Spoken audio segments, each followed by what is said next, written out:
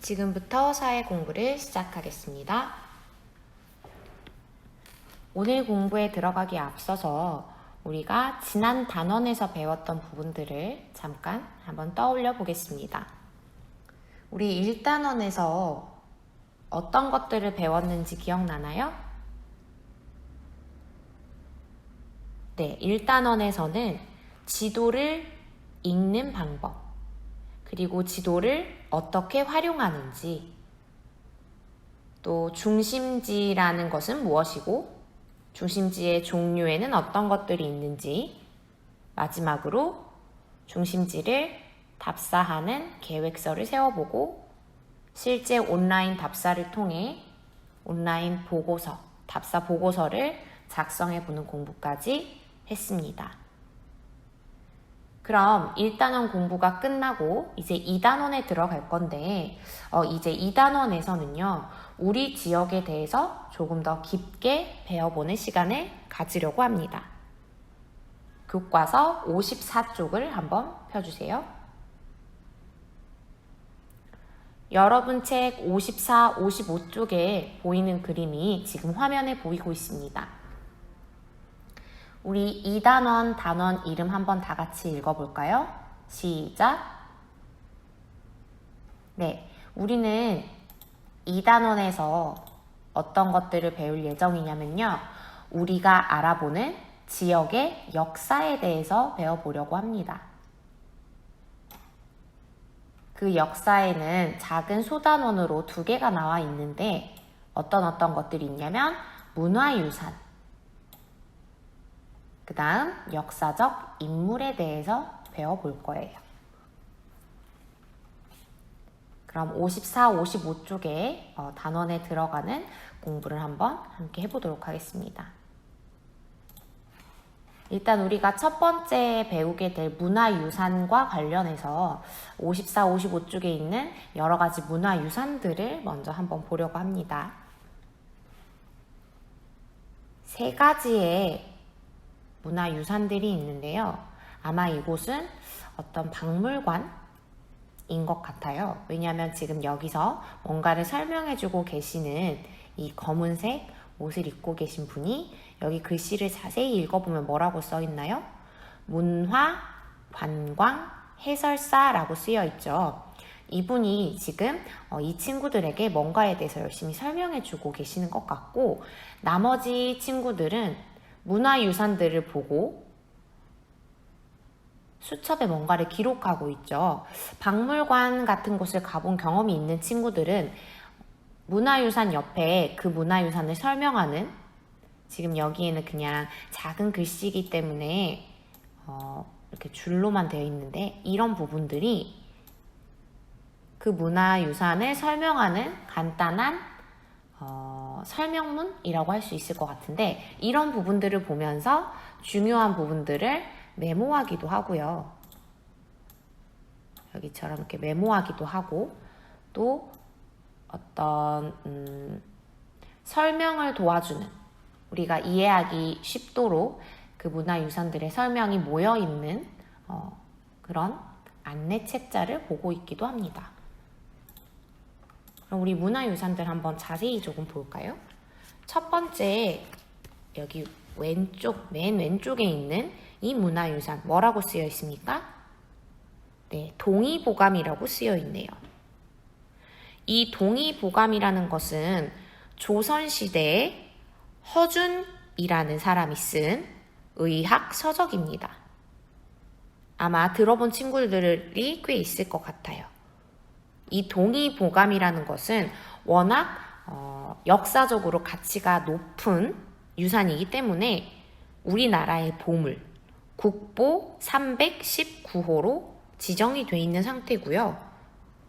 우리나라에서만 유명한 것이 아니라 세계적으로도 그 가치가 인정되어서 세계 기록유산으로도 등재가 되어 있습니다.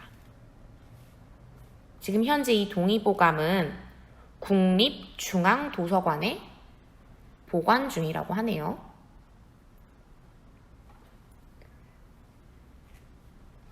자, 그 다음 여기 두 번째 있는 글씨가 작은 것 같은데 여러분 책으로는 잘 보일 것 같아요. 뭐라고 써 있나요?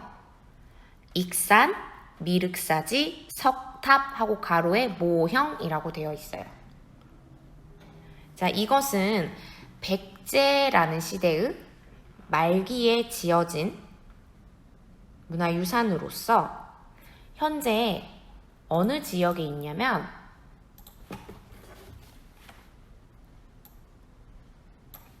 우리 지역과 그렇게 멀지 않아요. 우리는 전라남도에 살고 있죠. 여기는 전북,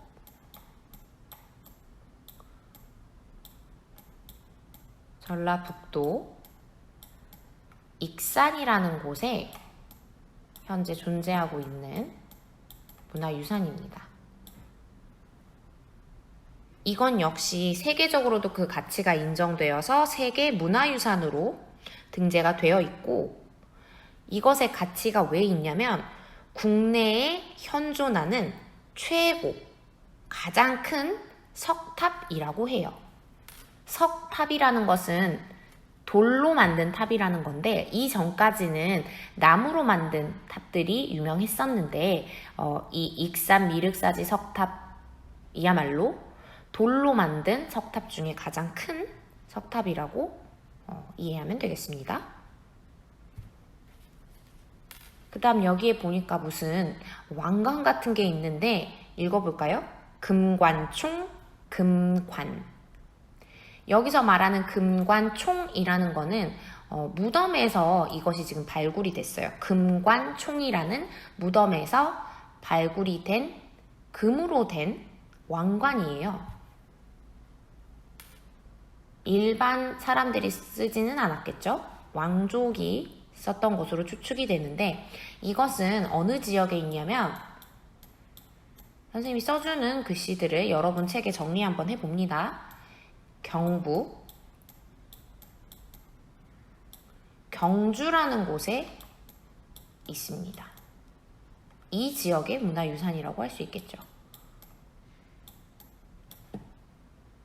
이거는 신라시대라는 때의 유물이고 우리나라의 보물 국보 87호로 지정되어 있는 아주 의미가 있는 문화유산이라고 합니다.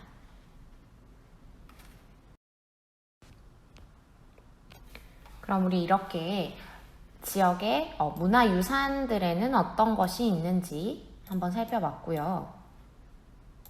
문화유산, 이번에는 역사적 인물에 대해서 한번 보겠습니다.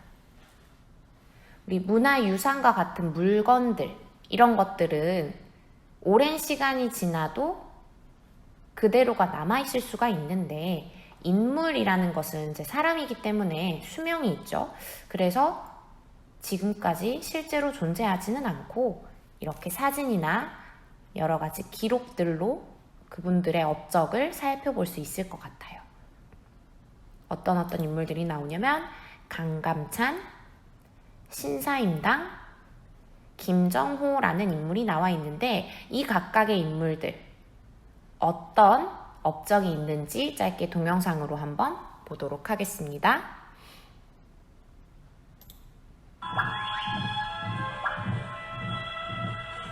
장군님, 강이 워낙 얕아 그들이 강을 건너는 것은 식은 죽 먹기입니다. 자네 말이 맞네. 쉽게 강을 건너지 못하도록 이곳에서 미리 작전을 세워두어야 할 것이니. 하지만 어떤 작전을 세워? 가죽 가보? 생각났다. 거란적을 이길 수 있는 방법. 정말 잘야. 야, 방문 중에 한번더 건너겠어. 아이고.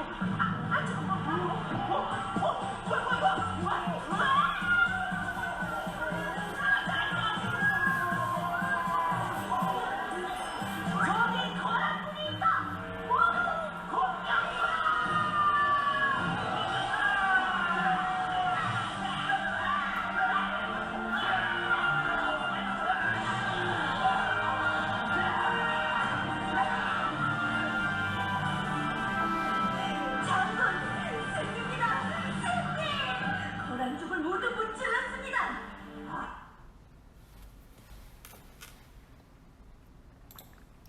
이렇게 지혜를 발휘해서 거란족을 물리쳐 우리나라를 지킨 장군이 바로 강감찬 장군입니다. 그다음 심사임당에 대해서 한번 동영상을 보겠습니다.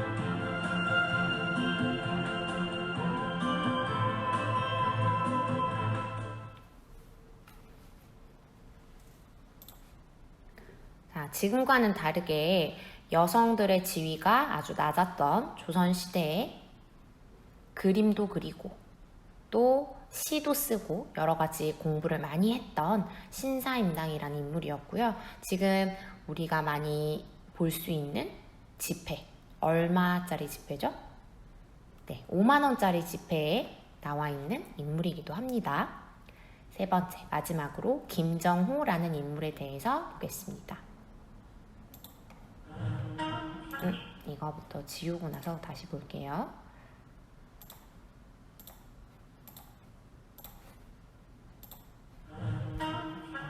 어린 시절 땅의 모양에 관심이 많았던 김정호는 어른이 된 후에는 지도에까지 그 관심이 커지게 됐다. 김정호는 기존의 지도들을 직접 비교해보며 각각의 장점만을 모으고 단점을 보완해 갔는데, 가만! 이 두 지도는 분명 같은 경상도 지도인데 왜 산의 위치가 다른 거지? 그렇게 김정호는 정확하지 않은 자료는 직접 찾아가 확인하며 지도를 완성해 나갔다.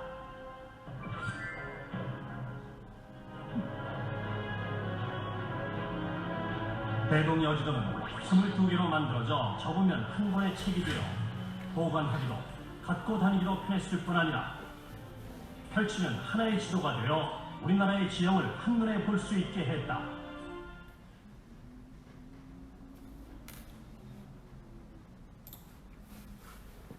지금 보고 있는 게 지도인데 대동여 지도라는 말 들어봤나요? 네, 이 김정호라는 위인이 만든 우리나라의 지도인데 방금 동영상 속에서 본 지도가 우리 1단원에서 본 지도의 모습과 많이 비슷했죠. 과거 이 김정호라는 분이 지도를 만들기 이전 시대에 있었던 지도들의 단점들, 부족한 부분들을 직접 찾아가서 그려서 보완한 그런 인물이라고 할 수 있겠습니다. 지금 우리가 본 것은 우리 지역의 문화유산이나 역사적 인물들은 아닌데, 그렇다면 우리가 지금 살고 있는 우리 지역에도 이러한 문화유산이나 역사적 인물이 있지 않을까라는 생각으로 한번 공부를 해보려고 해요. 자, 이 부분 선생님이 한번 들려줘 보겠습니다. 우리 지역에는 옛날부터 전해 내려오는 문화유산과 지역을 빛낸 역사적 인물이 있습니다. 우리 지역을 대표하는 문화유산과 역사적 인물을 살펴보고 우리 지역의 역사를 친구들에게 소개해봅시다. 자, 2단원에서 우리가 공부할 부분 한번 밑줄로 표시 한번 해보겠습니다. 우리 지역을 대표하는 문화유산과 역사적 인물들을 살펴보고 그 후에는 우리 지역의 역사를 친구들에게 소개해보는 공부까지 이번 단원에서 해보도록 합니다. 다음 장으로 한번 넘겨보겠습니다. 56쪽입니다. 자, 56쪽에는 유네스코라는 곳에서 온 편지가 한 통 있는데, 자, 이 편지를 선생님이 들려줄게요. 자, 한번 들어보겠습니다. 안녕하세요. 우리나라의 우수한 문화유산을 세계에 알리고 우리의 문화유산을 보존하려고 노력하는 유네스코 한국위원회입니다. 여러분이 살고 있는 지역의 문화유산 중에서 세계 여러 나라 사람들에게 알릴 가치가 있는 문화유산을 추천해 주십시오. 그 중에서 특별히 가치가 있는 문화유산을 골라 유네스코의 세계유산으로 지정해달라고 요청하겠습니다. 여러분 지역의 문화유산이 유네스코 유산으로 지정되면 그 문화유산의 가치와 우수성이 세계에 알려질 것입니다. 여러분의 참여를 기다리겠습니다. 감사합니다. 자, 우리 지난번에 단원 들어가는 놀이, 단어 찾기 놀이 할 때 아마 여기에 이미 동그라미가 되어 있을 거예요. 유네스코. 이 유네스코라는 것은 각 나라들의 가치가 있는 문화유산들을 골라서 세계유산으로 지정하는 일을 하는 곳입니다. 그럼 우리 지역에도 이렇게 유네스코 유산이 될 수 있는 것들이 있지 않을까? 라는 생각이 좀 들게 하죠. 그럼 우리나라에 어떤 유네스코 유산이 있는지 밑에 대표적인 4가지가 나와 있는데 여기 첫 번째로 불국사가 나와 있어요. 이 불국사는 경주라는 지역, 우리 아까 55쪽에도 나왔는데 경주라는 지역에 있고요. 김대성이라는 사람이 만든 신라시대의 절이에요. 우리나라에 있지만 이게 세계적으로 가치가 있어서 유네스코 유산으로 등재되어 있습니다.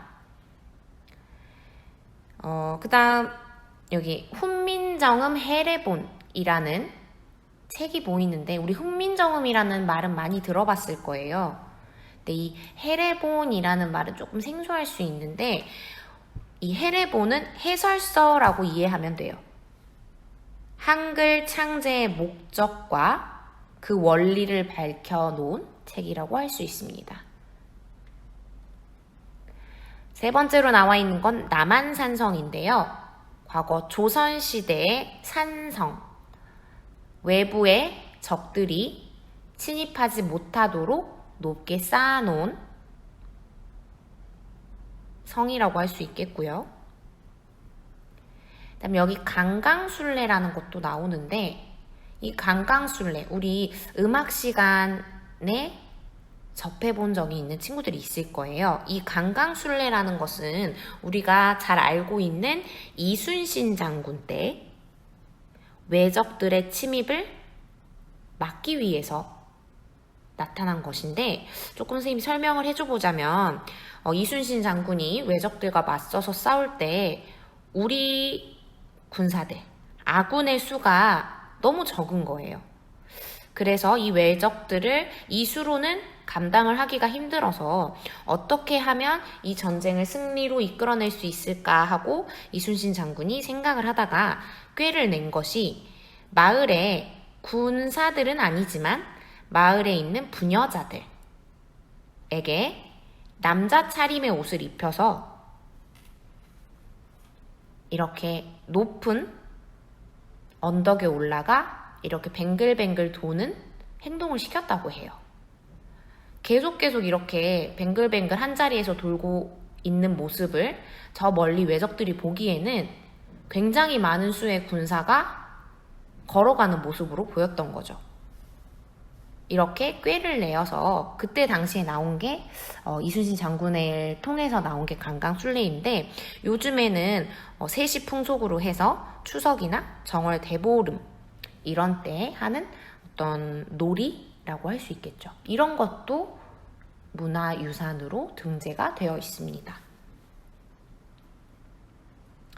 그러면 57쪽을 한번 가보겠습니다. 57쪽에 우리 이 단원을 한번 쭉 살펴보는 단어 찾기 놀이를 했기 때문에 이 단원을 한번 살펴보고 떠오르는 것을 자유롭게 써봅시다 되어 있어요. 여러분 책이랑 선생님이 보여주는 화면이 지금 똑같이 나와 있는데 이렇게 생각에 나는 것들, 단어들을 이렇게 연결하는 것을 생각그물, 영어로는 마인드맵이라고 해요.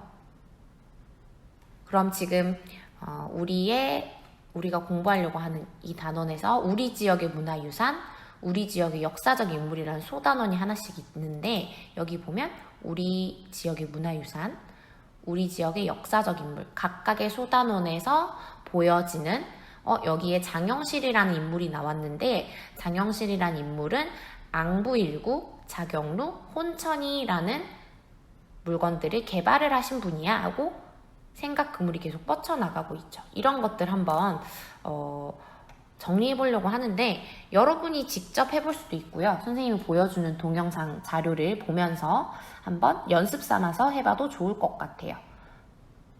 이 동영상 자료를 볼 때 여러분이 글씨를 쓰려면 영상을 적절히 정지해 가면서 해야겠죠. 선생님은 그대로 동영상을 쭉 틀어주도록 하겠습니다. 이런 식으로 마인드맵을 정리해 보겠습니다.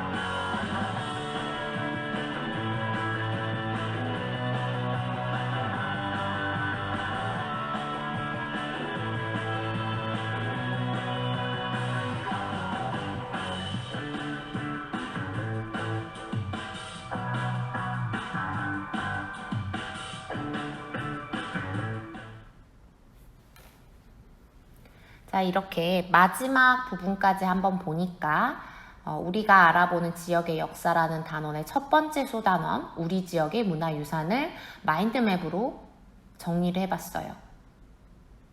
이렇게 색깔도 입혔고요. 이것과 똑같이 쓰라는 것은 아니고 이렇게 하는 방법이라는 걸 선생님이 알려주기 위해서 보여준 건데 스스로 하기 힘든 친구들은 그대로 보고 적어도 좋습니다. 그런데 이걸 다 쓰려고 봤더니 57쪽 공간이 조금 좁은 것 같아요 하는 친구들이 있을 수 있어요. 꼭 이 부분 안에만 해야 되는 게 아니라 여기 넘어서도 얼마든지 글씨를 써도 괜찮습니다. 그럼 두 번째 소단원 부분 한번 보겠습니다.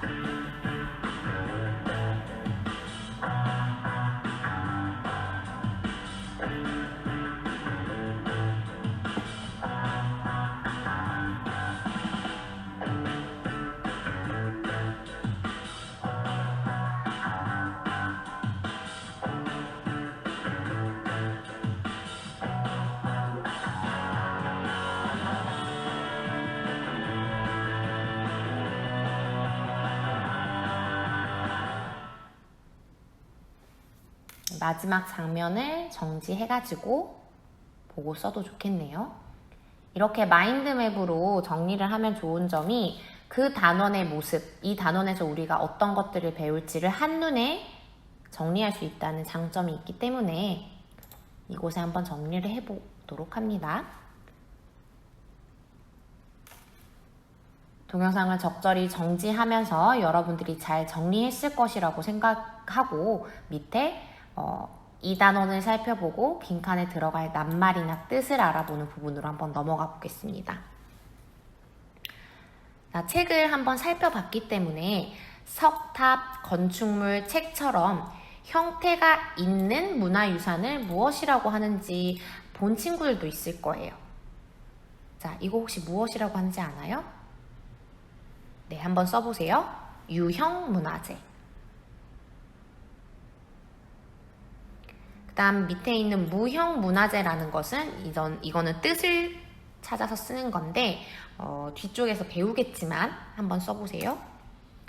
예술활동이나 기술처럼 형태가